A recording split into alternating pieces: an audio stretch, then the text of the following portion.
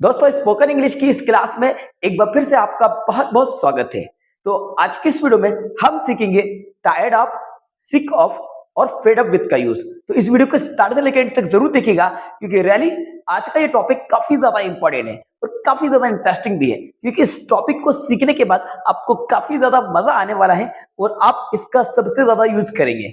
क्योंकि अब तक स्पोकन इंग्लिश की जितनी भी वीडियोस मैंने अपलोड की हैं उनमें से सबसे ज्यादा इंपॉर्टेंट टॉपिक आज हम सीखने वाले हैं। बस आप इसमें अंत तक बने रहिएगा, मैं बहुत आसानी से इस टॉपिक को आपको एक्सप्लेन करा दूंगा, जिससे कि इस वीडियो को देखने के साथ ही आप इसका यूज करना सीख जाएंगे।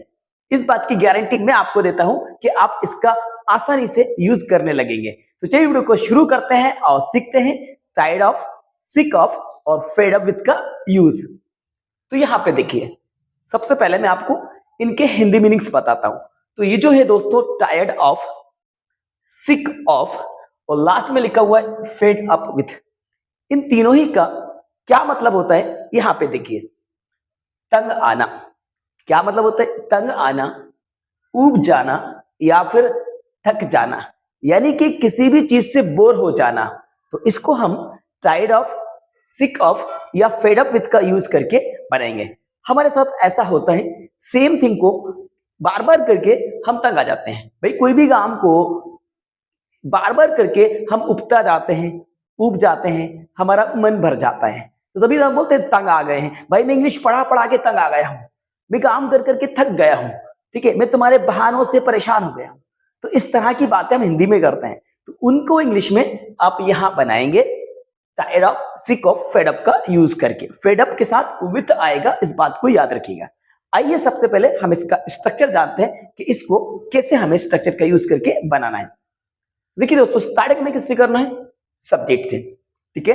सब्जेक्ट आपका सिंगुलर या प्लूरल जो भी सब्जेक्ट हो सकता है, तो स्टार्टिंग में हमें सब्जेक्ट का यूज करना है। देन हमें टू बी का यूज करना है। टू बी, अब ये प्रेजेंट, पास्ट, फ्यूचर तीनों ही में टू बी यूज की जाएगी। और आपकी आसानी के लिए मैंने यहां पे लिख भी दिया है, सेपरेटली मैंने इनको यहां पे राइट कर दिया। देखो प्रेजेंट में टू बी क्या होती है? Is, M, R. तो यहां पे अगर हमारा सब्जेक्ट सिंगुलर है, यानी ही, शी, इट, नेम, तो आपको लगा देना है इज। आई के साथ हमें एम का यूज करना है और यू वी दे के साथ हमें आर का यूज करना है, ठीक है। इज, एम, आर, ये टू बी यानी प्रेजेंट में हमें यूज करना है जब आप ये कहें कि मैं किसी चीज से परेशान हो गया हूं, ऊब गया हूं या तंग आ गया हूं, प्रेजेंट में बात करें। पास्ट में वॉज या वर का यूज करेंगे। Singular subjects he, she, it, name और आई के साथ वाज का यूज किया जाएगा। प्लूरल सब्जेक्ट यू, वी, दे के साथ वर का यूज करेंगे, ठीक है। इसी तरह फ्यूचर में किसी चीज से तंग आ जाओगे, परेशान हो जाओगे, विल बी का आपको यूज करना है, ठीक है। देन हमें इसके बाद टायर्ड ऑफ या फिर सिक ऑफ, इनमें से किसी एक का यूज करना है आपको, तीनों ही को नहीं लगा देना एक सेंटेंस में। या तो आप टायर्ड ऑफ बोलिए, या आप सिक ऑफ बोलिए, या आप फेड अप के साथ विथ का यूज कीजिएगा। याद रखिएगा फेड अप के साथ ऑफ नहीं आएगा, यहां पे विथ आएगा।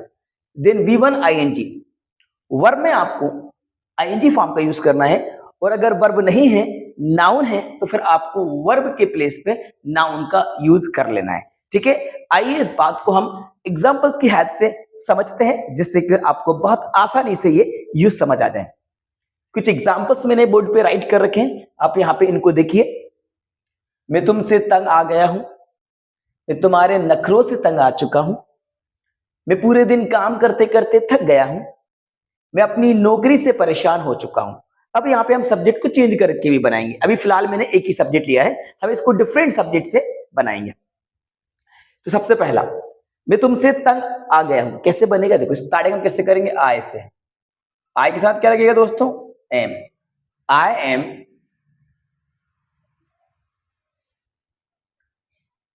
Tired of you, I am tired of you. या फिर हम इसको यू भी कह सकते हैं, I am sick of you, I am,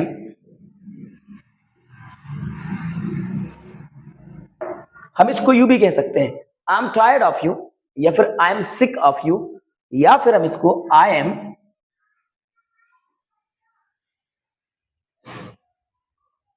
fed up I am fed up with you. इन तीनों ही में से आप किसी भी सेंटेंस का यूज कर सकते हैं। आप या तो ये कहिए I am tired of you, I am sick of you, या I am fed up with you. क्या मतलब होगा? मैं आपसे परेशान हो गया हूं, मैं आपसे तंग आ गया हूं, मैं आपसे ऊब गया हूं। ठीक है, लेकिन मैं रियलिटी में आपसे नहीं बोल रहा हूं, मैं आपसे परेशान नहीं हो सकता हूं। लेकिन अगर आपको सेंटेंस बोलना है तो आप ऐसे बनाइए। चलिए दूसरा एग्जाम्पल देखते हैं। मैं तुम्हारे नखरों से तंग आ चुका हूं। ठीक है, काफी ज्यादा इंटरेस्टिंग एग्जाम्पल है। चलो देखते हैं कैसे बनेगा। I M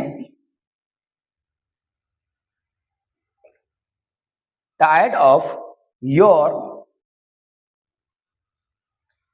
tantrums. नखरों को क्या बोला जाता है? Tantrums. TANTRUMS। I am tired of your tantrums, या I am sick of your tantrums, या I am fed up with your tantrums.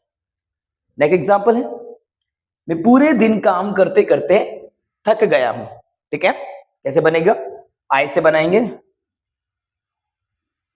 I am tired of working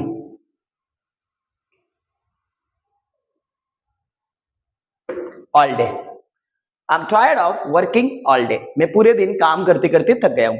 या आप इसको कह दीजिए सिक ऑफ का यूज करके, I am sick of working all day, या I am fed up with working all day. मैं अपनी नौकरी से परेशान हो चुका हूं। मैं अपनी नौकरी से परेशान हो चुका हूं। कैसे बनेगा? I am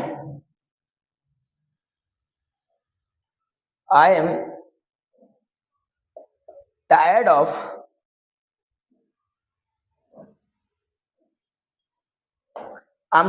my job.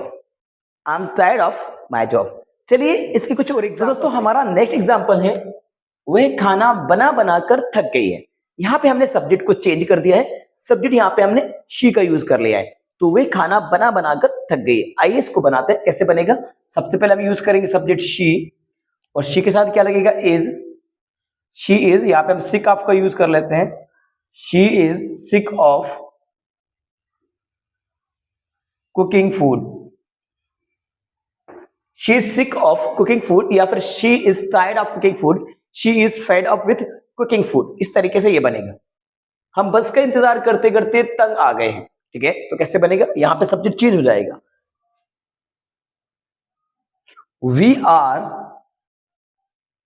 We are tired of waiting for the bus. We are tired of waiting for the bus. Yeah, we are sick of waiting for the bus. We are fed up with waiting for the bus. वे पढ़ते पढ़ते उब गया था। अब हमने इसको past में बना दिया। तो दोस्तों पास्ट में याद रखिएगा वाज या वर्क का यूज करेंगे। वे पढ़ते पढ़ते उब गया था। कैसे बनेगा? He was tired of studying, या he was sick of studying, या we can say he was fed up with studying. इस तरीके से। अच्छा, मैं पढ़ पढ़ के थक गया हूं।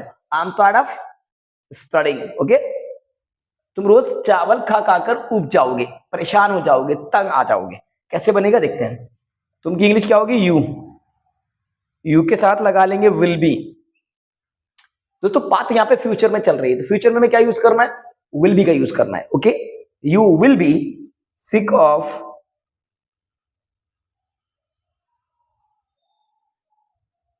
eating rice. You will be sick of eating rice daily, yeah, every day. You will be sick of eating rice daily. Okay दोस्तों, तो इस तरीके से हमें सिक ऑफ, टायर्ड अप या फेड अप विद का यूज करना है। आइए हम इसकी प्रैक्टिस करते हैं। मैं आपको कुछ सेंटेंसेस की प्रैक्टिस कराता हूं, साथ में मैं आपको इसकी एक पीडीएफ भी प्रोवाइड करा दूंगा, जिससे कि आपको घर बैठे प्रैक्टिस करना है। पीडीएफ आपको हमारे डिस्क्रिप्शन बॉक्स में मिल जाएगी, वहां से आप उसको डाउनलोड कर लेंगे, या हमारे टेलीग्राम ग्रुप को ज्वाइन कर लीजिए, वहां से भी आप इस पीडीएफ को ले सकते हैं। फिलहाल मैं आपको इन सेंटेंसेस की प्रैक्टिस कराता हूं। जैसे कि मैं लिख लिख कर तंग आ गया हूं। मैं लिख लिख कर तंग आ गया हूं। गेस कीजिएगा कैसे बनेगा? I am tired of writing. I am tired of writing. मैं इस कार से ऊब गया हूं। मैं इस कार से परेशान हो गया हूं। आई am tired of this car.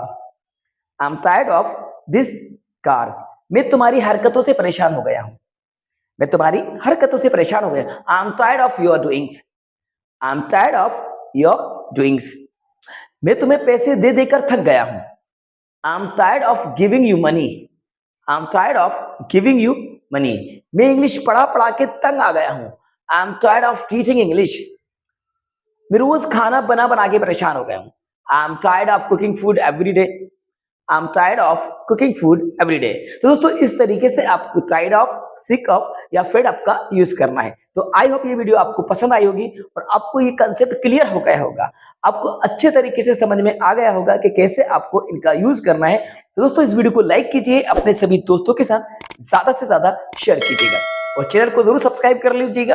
अब तक आपने चैनल को सब्सक्राइब नहीं करा है तो चैनल को सब्सक्राइब कीजिए, बेल आइकन को प्रेस करके नोटिफिकेशन को ऑन कर लेना, सो दैट जब भी हमने वीडियो को अपलोड करेंगे तो उसका नोटिफिकेशन सबसे पहले आपको टाइम पर मिल जाएगा। देखते रहिए, सीखते रहिए। Thanks for watching.